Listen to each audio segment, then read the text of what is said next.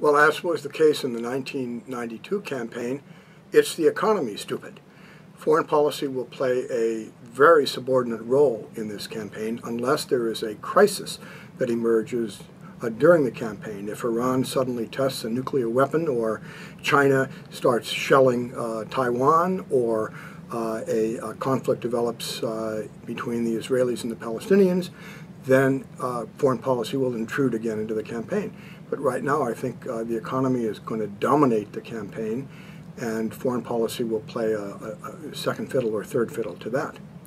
Now, having said that, the candidates will be required to have a foreign policy that will be in the planks of their various their respective platforms, and clearly if it's going to be Romney as the Republican candidate, his major foreign policy concern, I think, is foreign trade. He wants to have free trade, and he's going to press Obama very hard on that. Obama's getting pressure from his base to enact fair trade rather than free trade, which is a form of protectionism. On the question of the Middle East, of course, both candidates will be strong supporters of Israel.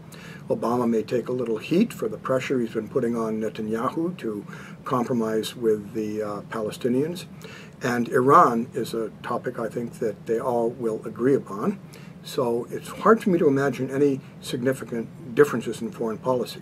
Reminds me of the 2000 campaign, Bush versus Gore, when foreign policy hardly entered into the debate.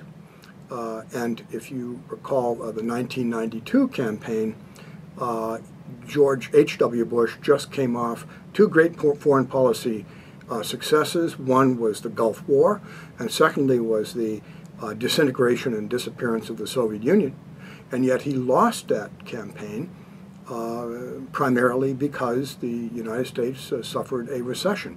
Nowhere near as bad as the recession we are suffering now, but it was enough to get voters to forget about the great foreign policy successes of the first President Bush and to concentrate on the economic problems, and that led to the election of President Clinton.